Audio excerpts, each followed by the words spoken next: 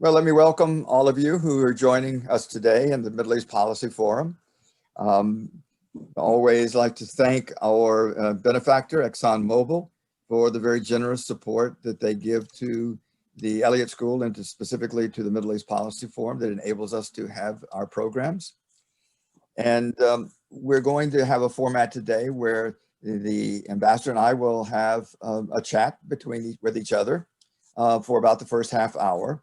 And then we will open the program up for questions from you who are viewers. So if you have a question, please enter it through the chat mechanism.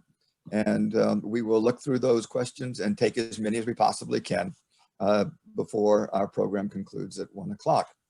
So our honored guest and speaker today in the forum is Ambassador Fareed Yasseen, who is currently serving as the Iraqi Ambassador to the United States. He assumed this position in November of 2016. He joined the Ministry of Foreign Affairs in July of 2004. He has previously served as head of the ministry's Department of Policy Planning, which is as a diplomatic advisor to Deputy President Adil Abd al-Mahdi. And prior to his posting here in Washington, he served as the Ambassador of Iraq to France. Mr. Ambassador, we are very, very pleased that you've taken the time to chat with us today. Let me begin with this question. U.S. relations have gone through, well, dramatic shifts in its history, to say the least.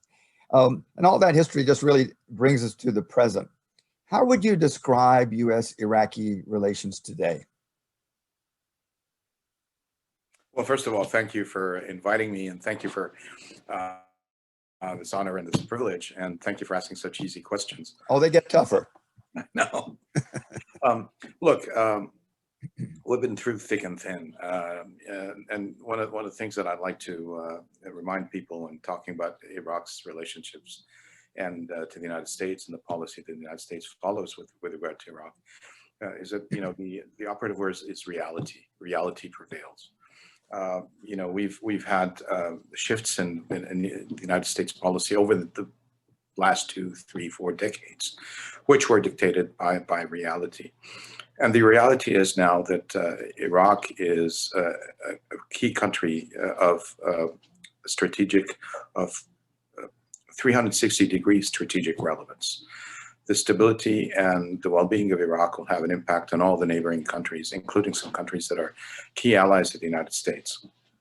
And so it is with this objective that I think the United States should look at Iraq also as a partner with whom it has been brought together by recent history, but also because of common interests.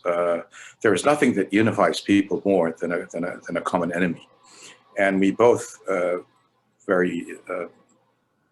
it's still not over yet because the battle against ISIS is a long-term effort, but at least territorially we have defeated it, together, the United States and Iraq, and so this gives us a good grounding to go forward.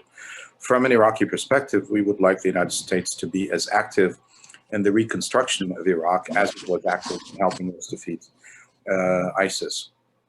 And so right now where we stand is that we have had a relaunch of our relationship, if you will.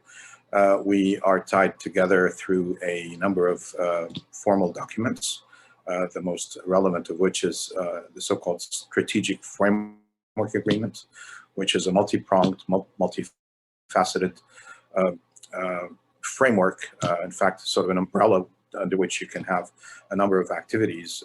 It even includes, for example, cooperation with regard to fighting Corona. And so we have recently had a reset, relaunch, if you will, last August, where we held a very effective meeting in Washington of interdepartmental Iraqi and American team. The discussions were headed by our foreign ministers, Secretary Pompeo on one side, Dr. Fareed Yasseen on the other, and it came one day before the meeting that our prime minister had with President Trump and his cabinet and the cabinet. And so, we're looking forward towards the future with some optimism. There have been some turbulence recently, as you know, but nonetheless, I think our joint interests are such that I can look forward to the future, hoping that there will be an increase in our cooperation. And like I said, an increased role for the United States in the reconstruction of Iraq. Mind you, we often have a tendency to focus on the United States government, but as you know, the real force of the United States is in its economy. It's in its economy and its civic forces, and we would like to see as many American companies come to Iraq and help us rebuild. Good, good. I know that's certainly an interest of the United States as well. As you said, common interest makes for solid friendships. There's no more important or much debated issue in both our capitals than the continued presence of U.S. forces in Iraq. And in both capitals, we hear dramatically opposing views. I think in terms of the United States, both Presidents Obama and Trump have called for the withdrawal of U.S. forces from, quote, endless wars. And there's certainly a lot of American support for that position. In Iraq, I think we recall that the National Assembly voted for an end to all American forces in the country. That was following the assassination of Suleiman, the Iranian general, and also an Iraqi person. And yet senior Iraqi officials, both political and military, have strongly supported continued presence of the U.S. Forces in Iraq. So how do you see this issue playing out over the next period of time? Well, as you know, we have a new government. Prime Minister Kadmi, when he assumed authority, set out his program. And the guiding principle, the number one word that he used, is sovereignty. So, and it's a point that is very dear and important to all Iraqi successive governments. No government really would like to see foreign troops on its soil, unless imposed by necessity. Recall that the United States forces did depart Iraq in 2011 as per our agreed status of forces agreement, which we signed in 2008. Unfortunately, reality prevails. And when ISIS came in, we saw ourselves in a situation where we could not get rid of them. In fact, the fate of the Iraqi state was in question. And beyond that, the whole region. So the world came together and the United States cobbled together very quickly a coalition that now is about 80 members strong to fight ISIS. American forces came in to help us recover our territory. I'll give you a set of numbers that illustrate the difference between what happened in 2016, 17, 18, as opposed to what happened 10 years earlier. In 2007, you had about 150,000 American troops in Iraq. I think the United States had something like 900 killed in action in Iraq. The Defense Department was spending $300 million a day in Iraq. And the problem was that whenever the coalition or the United States forces would go into a village, fight off the insurgents, and as soon as they'd leave, they'd come back. Fast forward to 2017 through this new method of cooperation, which is termed by, with, and through. In the entire Syrian and Iraqi theater operations, there were less than 5,000 troops. That's about 3% of what you had previously. There were about 20 casualties. Most of them were accidents. Still sad, but it's a big difference from 900. Expenditures were a lot less, I think about of the order of 10 million a day. Again, about 3% of what was spent before. And the real difference is that not a single square kilometer that had been liberated from the insurgency was retaken by the insurgency. Why? It's because the Iraqis were doing the fighting. If the coalition lost a score or so soldiers. We lost in the thousands, in the tens of thousands. But it's normal. This is our land. It's our territory. It's our country. We have to liberate it. And so we now have a relationship of the United States and the coalition and NATO providing support to the Iraqi forces. The nature of their mission has shifted. They're no longer required to do any combat duties. What they do is they provide capacity in terms of intelligence support, in terms of surveillance, reconnaissance.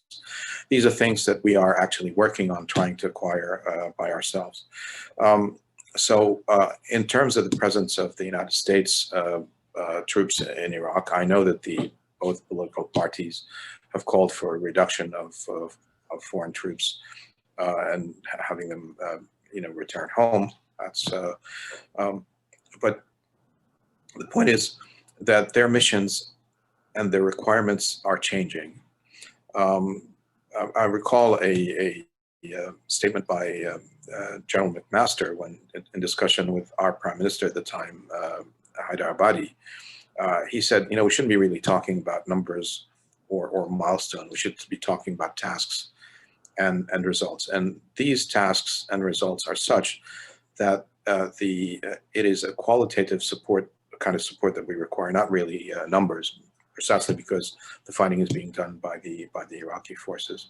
And so we are looking at ways of, equipping our forces with the capacity to take over, in fact, and fulfill all the duties they have to fulfill. The ultimate joint objective that we have is to ensure that there is no recurrence of ISIS, and we're on the path to do that.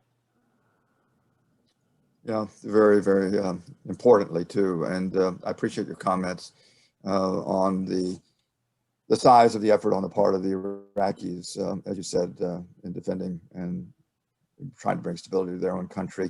But let me just have a slight follow-up on that question, and that is, how is Iraq dealing with the U.S. pressure for action to rein in the Shia militia?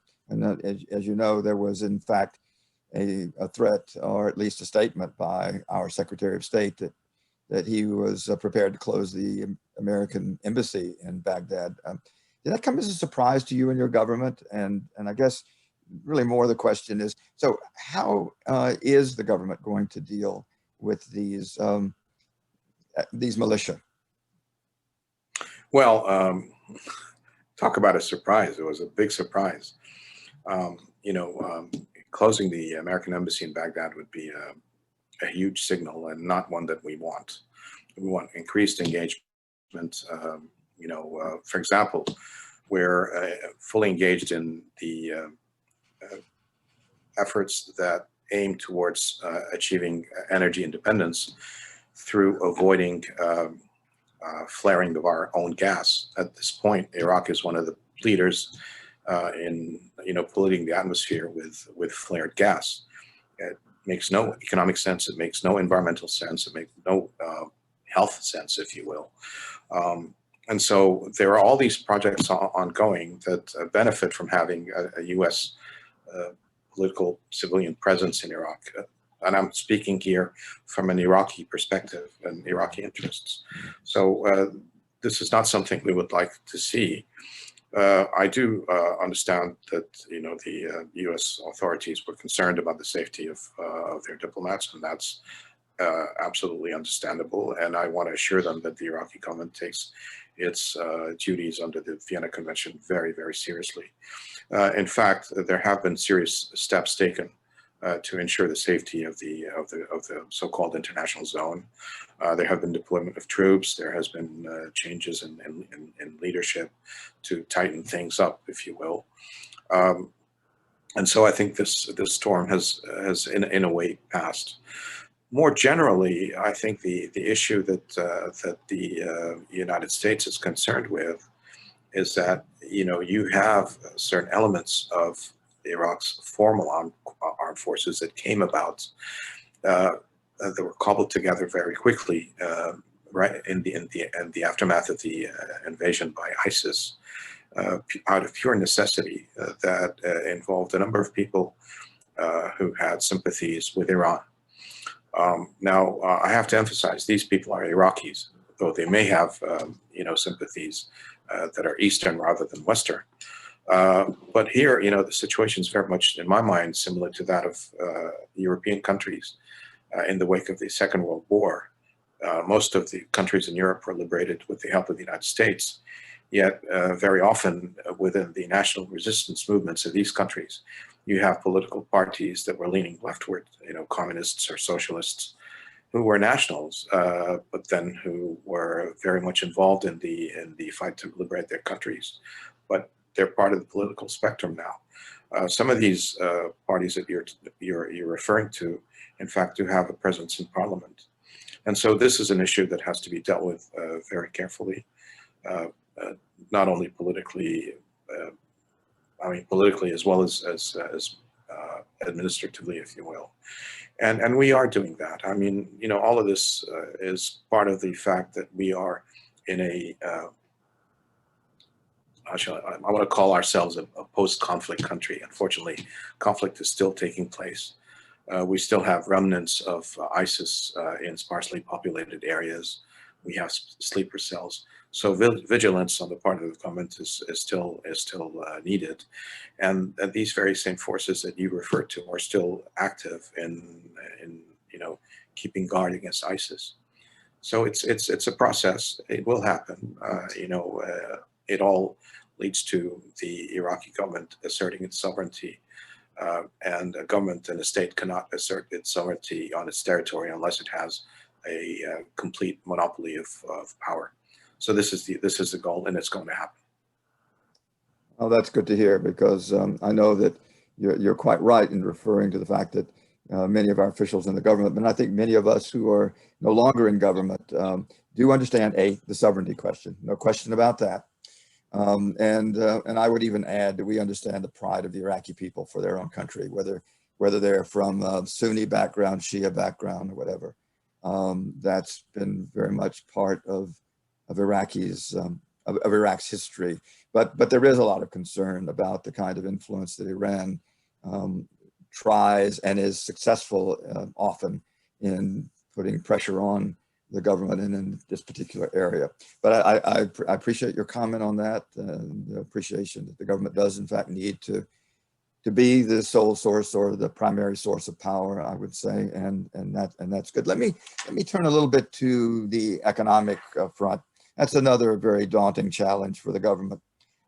Certainly, there are lots of demands from the Iraqi people for a better life. What are the government's plans for the economy, and how do you respond to criticism to the government that it's not doing enough to rebuild the economy? And I just would mention that often when we talk about the economy and the government and what it's doing, the word corruption does in fact appear in a lot of the criticism. But how do you see the government's efforts on the economy? Well, first, to address the issue of corruption, I think the Prime Minister has described it as a threat as dangerous as terrorism itself, something we need to deal with. But in addition to corruption, there is mismanagement and damaging ideologies. I don't know how to phrase it differently. The problem that we have, and you're right to address the issue of the economy, is that we have had a accumulation of bad economic policies for the last 30, 40 years. We practically have taken a series of steps to maximize the shriveling of our private sector, and government measures to do that. For example, when Iraq was opened up in 2003, some measures should have been taken to preserve, promote, protect, local industries. They weren't. The country was opened up, and so we were flooded by cheaper imports, and so that helped further erode our private sector. The other problem that we have is that we have a huge youth bulge. that is demanding jobs. Right. And so what we have done is what most the erroneous measures that oil-rich countries have done is to appeal to the government and stack up state jobs, cushy jobs that are not very productive. And so we have reached a point where with the drop in oil prices, we can barely satisfy our wage bill. The fortunate thing that we have is that in the government we have really a stellar Minister of the Economy, Ali Alawi. Full disclosure, he's a friend of mine, but he really is brilliant, and he understands. And I think the great advantage of this government is that it has realized the difficulty we're in and has actually set up a plan of action to address these issues. So recently, you may have heard about it, the Iraqi government has issued a white paper on the economy that tries to diagnose the issues that it faces and comes up with a three-tiered plan to address the issues. One is a short-term plan, which is in fact to something that people in Congress all know about, which is to raise the debt ceiling that the government can appeal to in order for them to provide for the wage bill in the next few months. But then on the medium term and short term to try to increase privatization, help promote productive industries, and diversify the economy. Without that, we will be in a really serious issue. Of course, there are other issues that we need to address that are on the long term, but which we have to address immediately. One of which is climate change. One of the articles that struck me most last July in the Washington Post was one which talked about the fact that the temperature in Baghdad had reached record heights, 125, 126 degrees in July.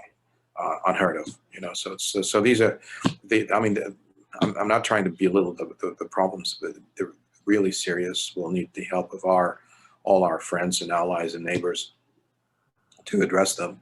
But the most important thing is that there is awareness that there is a problem and there is a plan to address it. Good. Well, sort of coming together, both demands by the public for the economic progress, development, particularly as you mentioned, jobs for the unemployed, particularly the youth.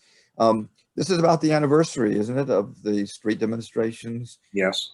In Iraq, and there was just a brief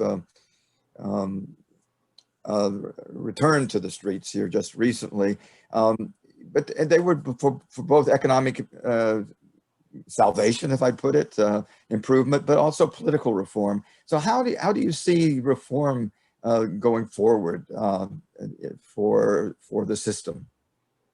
Well, the protest movement actually was an earthquake. It really it still has some beneficial effects. One of the things that, for example, came out of it is that the total discourse in the country has changed. The only symbol that you saw in the protest movement was the Iraqi flag. So an enhanced sense of national identity throughout the country, throughout the parts where you saw these protests. In addition to that, criticisms of lack of services, lack of efficiency in government, and a focus on corruption. And they did achieve a result. The prime minister resigned, and the new prime minister, who was not part of the system really, Mustafa Khan is a really interesting profile. He's started out as a human rights activist and became a journalist. Did a lot of work in mediation, and then for 4 years was Iraq's very successful head of the Iraqi National Intelligence Service, and now prime minister. So they achieved a new government with one of their main demands addressed, which is to have early elections. These have been set for the month of June. So we've got 7 months to go, 8 months to go, and they're critically important because I think one of the main issues that we have to contend with is that the electoral system that we inherited and was eventually updated by various iterations is not really well adapted to Iraq. I can digress on that if you want. But there is a new electoral law that's being discussed in Parliament. I think it'll come up with a system that'll lead to elected officials who are closer and more representative of their electors.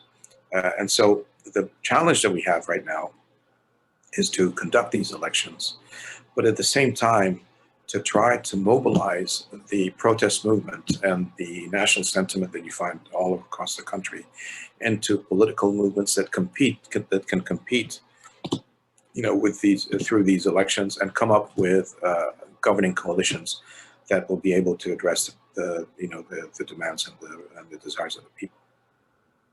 And I'm hopeful. Explain just a little bit more about the change in electoral system that would allow.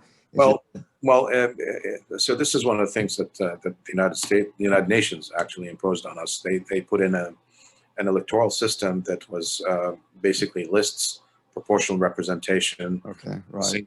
single district. It's a system they had applied in South Africa and worked well there. Unfortunately, when you have that kind of situation and a political body that is mostly represented by expatriates, because people inside couldn't dare participate in political activities, you end up having people resort to identity voting.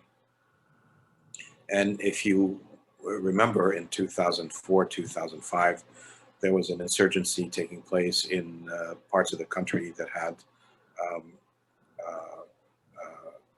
majority Sunni Arab population.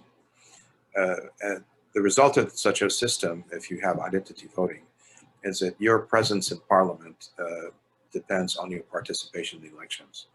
And so we ended up having an electorate that is, an elected body where that was not really representative. Arab Sunnis were completely underrepresented because they didn't participate. This was corrected in various iterations of the electoral law. For example, they imposed smaller districts than the single country district, which every governor had its own district. But these are still too large. Right now, the system that we have skews power, takes it from the elector to the political parties too much. And I think with these new changes, where they're going to develop smaller districts on the level of, I don't know, the sub-districts of the governorate, but like your counties, I think we'll have a much better, more representative system where at some point, the elector will know who he or she is voting for. So candidates then at those district levels are running on their individual credentials rather than on these lists? Well, what I will say is that their credentials will count more. I mean, for example, in the current situation, we have huge disparities between the numbers of votes that some people. So we have politicians who garner something like 400,000 votes, whereas the required number of votes to get elected is about 2,000.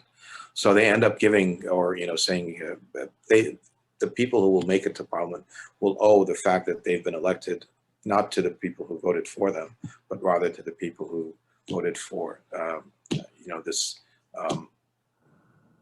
better known person within the party. I really, it's a little complicated, but that is complicated. I tell you, I think this is something that should have taken place right from the beginning. Yeah. But anyway. Well, I hope it goes through, because but the main point is that we have to try to find a way of marshaling all these protest movements and national sentiment into political arrangements that can participate in the elections. Right. Thank you. I did pledge to our viewers that I would take some questions from them, and so let me begin with a question from a student. Several U.S. companies signed business deals with Iraq earlier this year during Prime Minister al-Kadhimi's visit to Washington. Do you think U.S. companies are expanding their presence in Iraq right now? Or do you think economic and security challenges are still deterring U.S. investment and involvement? I think they're expanding. I'll tell you, many of these projects are in areas that are fairly secure, so the issue of violence isn't really much much on the forefront. The real problem that we have is not only it's our decision-making processes are pretty slow, and the ease of doing business is not what it should be. We're working on that. These are some of the things that were addressed, in the white paper. But I have to say that, and this is a hat tip to various American companies, especially the U.S. Chamber, that has been fantastic in trying to promote joint cooperation between Iraq and the United States. They and also the AmCham in Iraq have come up with a set of issues that need to be addressed in order to promote the presence of American business in Iraq, and we're working on it. Good, good, good. Let's see if we have another question. Just looking. Well, why not, while I wait for the next question to come in from the audience, let me just mention that I know Iraq is just challenged in so many different ways, and obviously one that you had absolutely no control over was the COVID-19 epidemic. And I did notice a report from your government that said that there were just under 3,000 new cases on October 30th alone. The national total to a little under half a million, and a total of 10,000 deaths. So how in the world is the government coping with this COVID-19 on top of all the other issues? Well, as well as it can. Yeah, I have to say that early on we did quite well. We had a big issue early on because Iran was a local epicenter, with early spikes. And as you know, there is a lot of interaction between Iraq and Iran through pilgrimages and other things. And so I have to give tribute to the medical authorities in Iraq at the time, who moved very quickly to restrict border crossings, and also who appealed to the religious authorities to put a damper on religious ceremonies that can turn into super spreader events. So early on, we did fairly well. The problem is, I think, like in many other countries, people didn't really obey or ascribe to the various guidelines that are required. So, for example, friends of mine who in Baghdad tell me that they see very few people wearing sufficient, masks in sufficient numbers. These are things that help spread, the virus.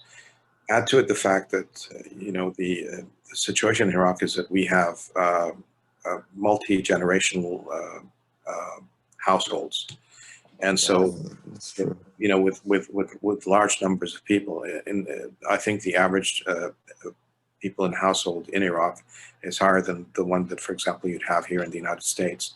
So this gives you a bigger multiplier, if you will.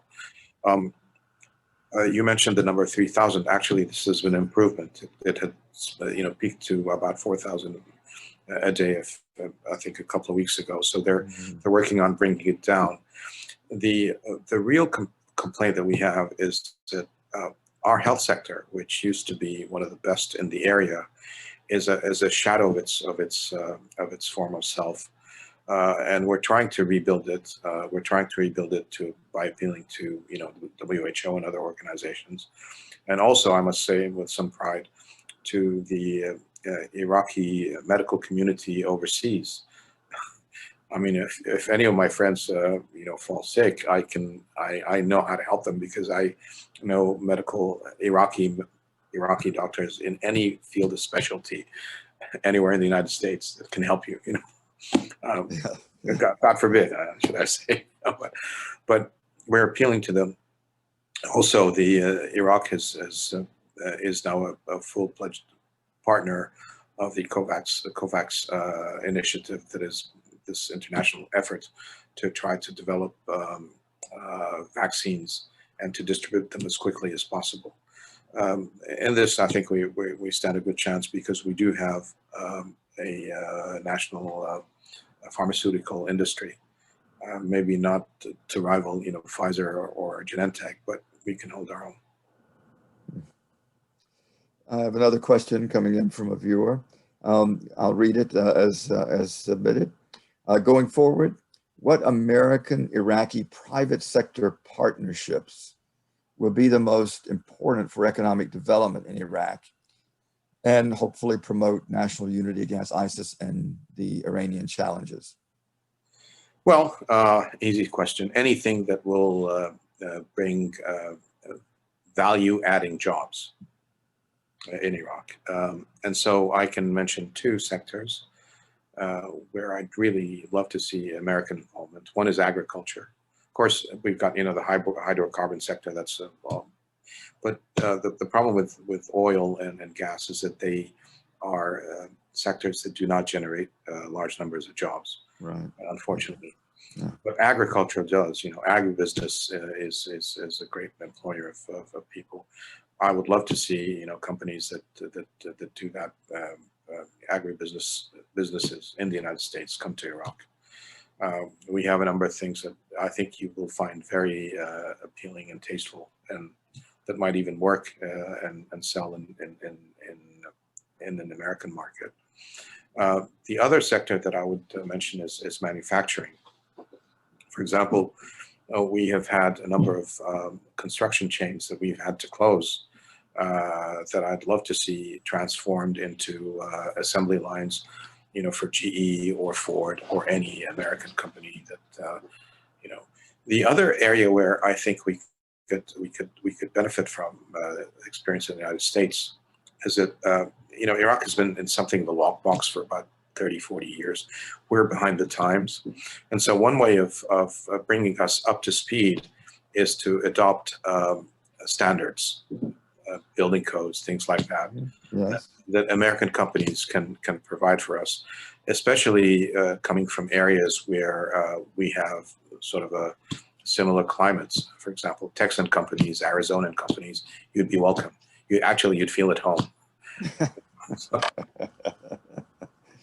Well, when you mentioned agriculture, my mind, and you mentioned earlier problems with climate change, my mind went immediately to two very important rivers, though there's a third one I know, the Tigris and the Euphrates, that don't start in Iraq and yet are vitally important to agriculture and to water just for drinking, right?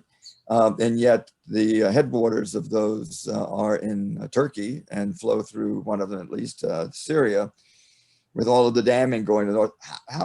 What's the situation now with the water flow and the negotiations or the discussions with those upstream countries?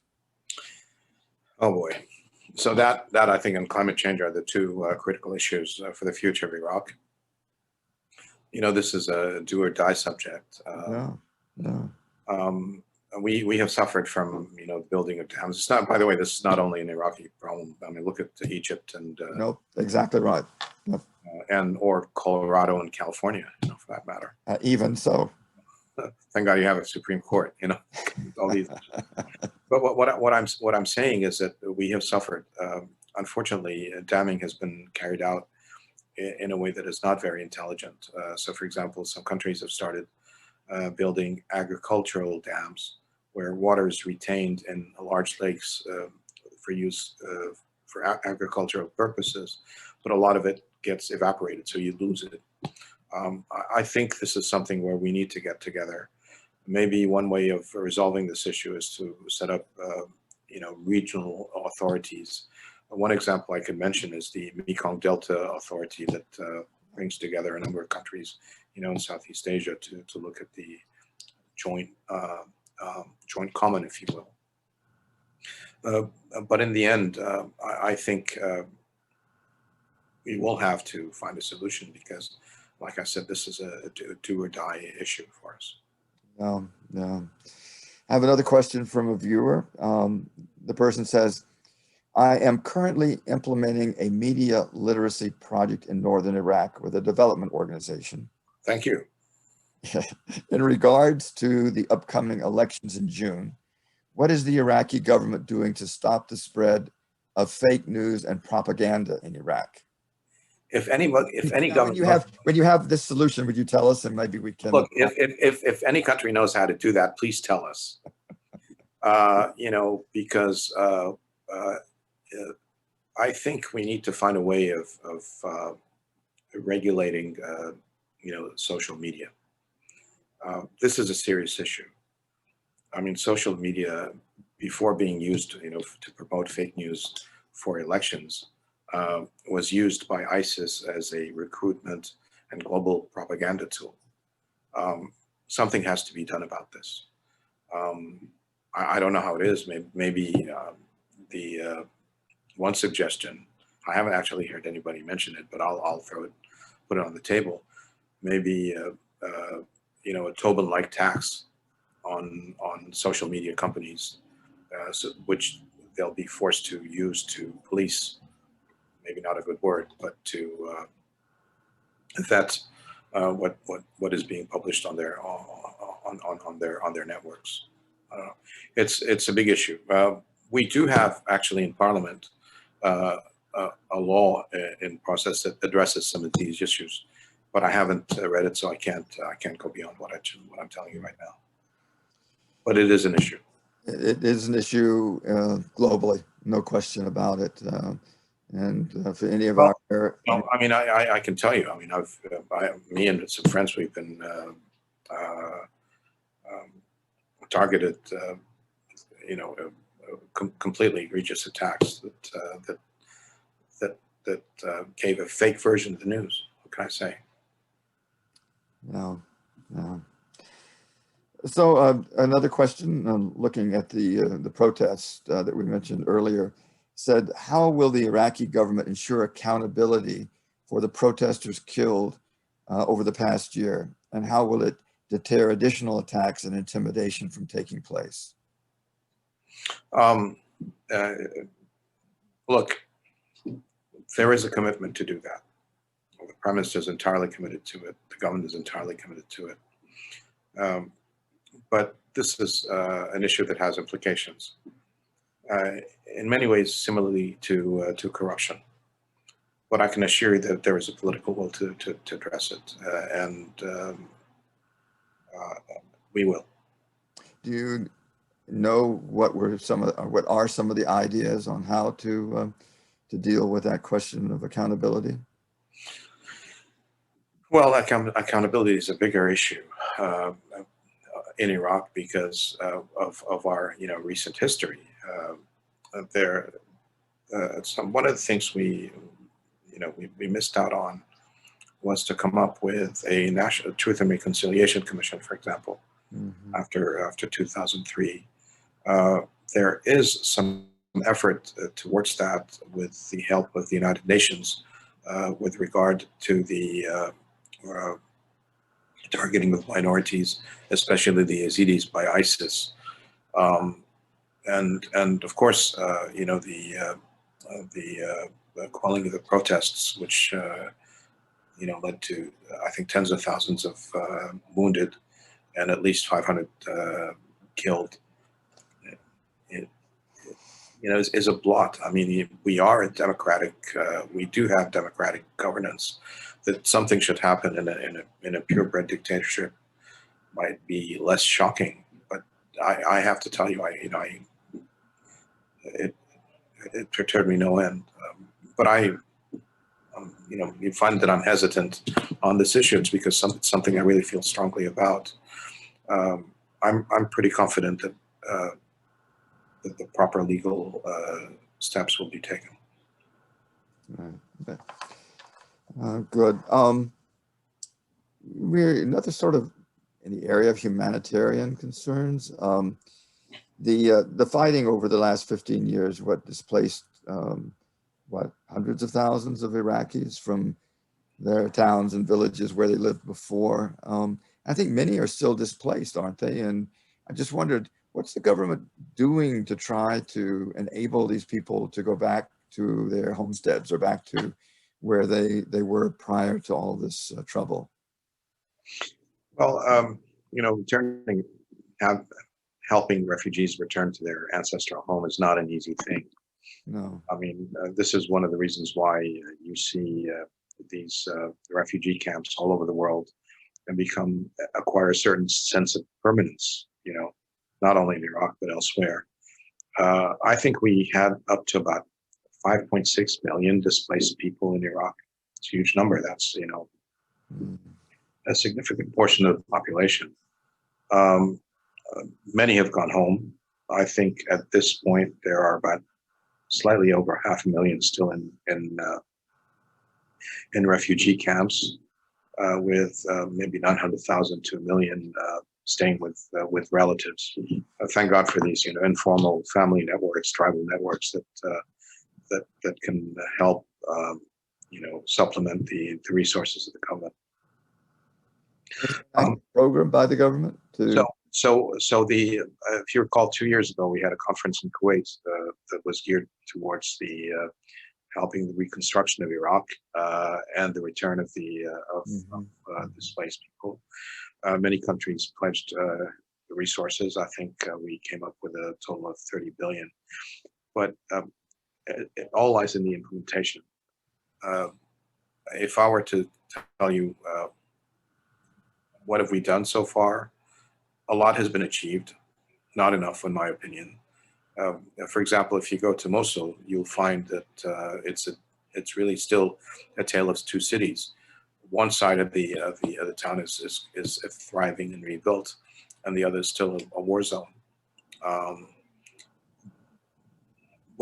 What actually we have found to be an issue is the fact that working conditions, legal constraints, paperwork is still a problem in Iraq, and we're working to address this. For example, one of the complaints that NGOs have that we've tried to resolve is that they have a very slow registration process, which is sort of inherited from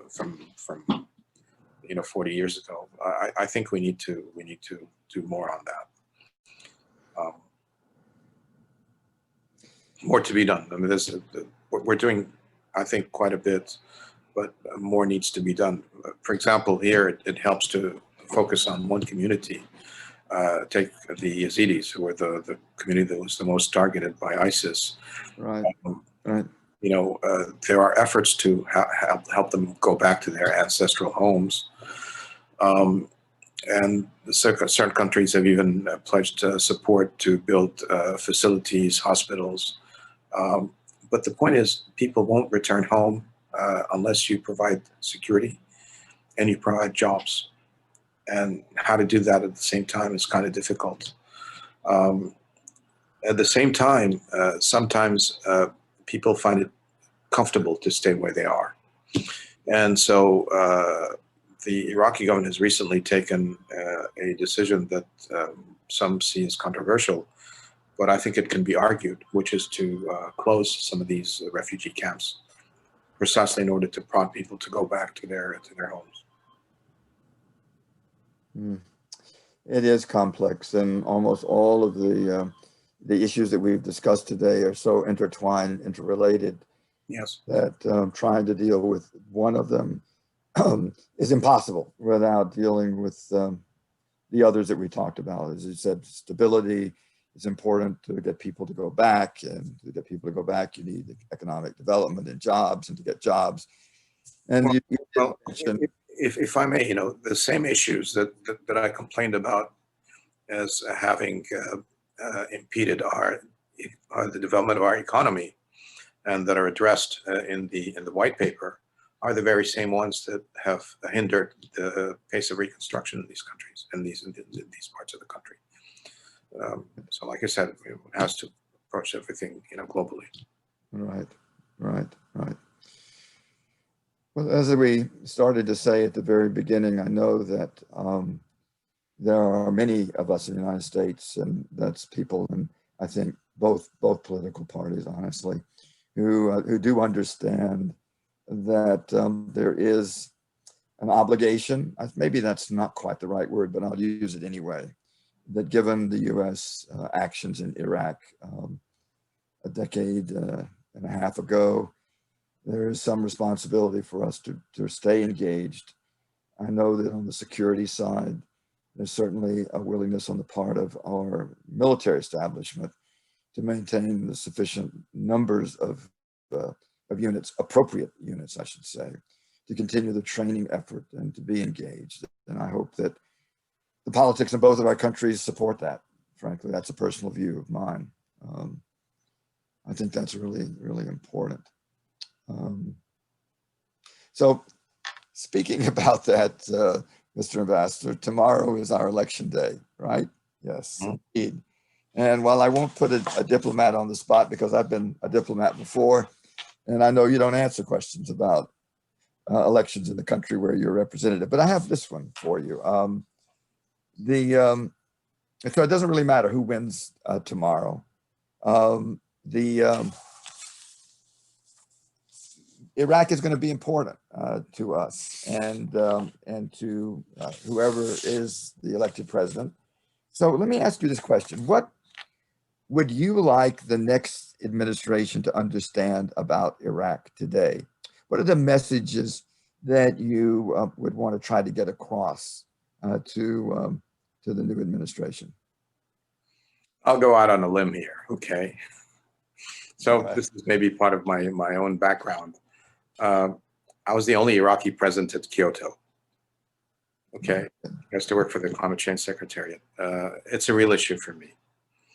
So maybe we could, promote cooperation on the issue of climate change with if not the United States federal government, but certainly states or the private sector. Look, you just said it. I mean, I said it earlier. Iraq is a country that has 360-degree strategic relevance. And the stability of Iraq will have a positive impact on the stability of all the region, including countries that are very, very close allies to the United States. So our interests are aligned in this, and I hope the United States will remain engaged, through its various agencies, through its private sector, through its schools. I've had the privilege of studying when I was in high school at a school that was founded by American Jesuits affiliated with Boston College. Mm-hmm, that's right. And now we have a thriving American university in actually two in Kurdistan. And they're setting up an American university in Baghdad. I'd like to see more of those. I'm from Basra. I'd like to see an American university in Basra. In addition to the presence of Exxon and Chevron and GE and General Motors.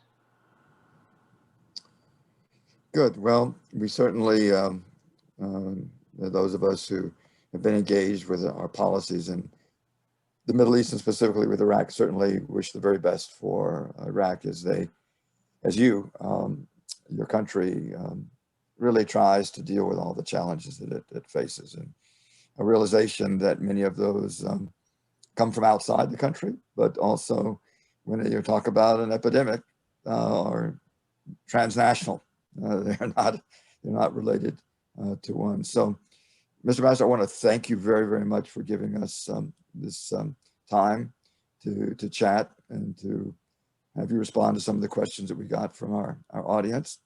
I want to just mention, just before we close, that we have two other Middle East policy forums scheduled here in November. On November 12th, His Excellency Nabil Fahmy, former Foreign Minister of Egypt, will be joining us for a discussion about Egypt and about the situation in the Middle East. It's been developing over the last year or two.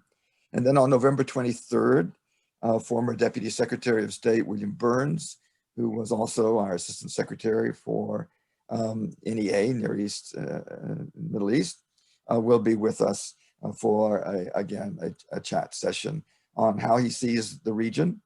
By then, we will have a sense, I trust, of who is going to be president in the next 4 years, and that presumably would be an interesting topic to discuss. But I also would say that he is a career diplomat, a foreign service officer, and so we will talk a little bit about the challenges facing the career foreign service as well. So again, Mr. Ambassador, thank you so very, very much for being with us today. It was my pleasure, and I thank you again. Mr. Ambassador, thank you to you. Thank you.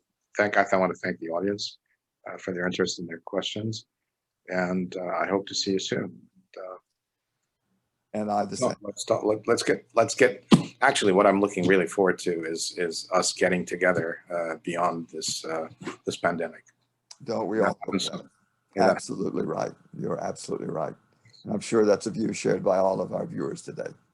So to all of you out there, thank you very much for joining us. We'll be signing off now and look forward to seeing you in one of our future events. Thank you again.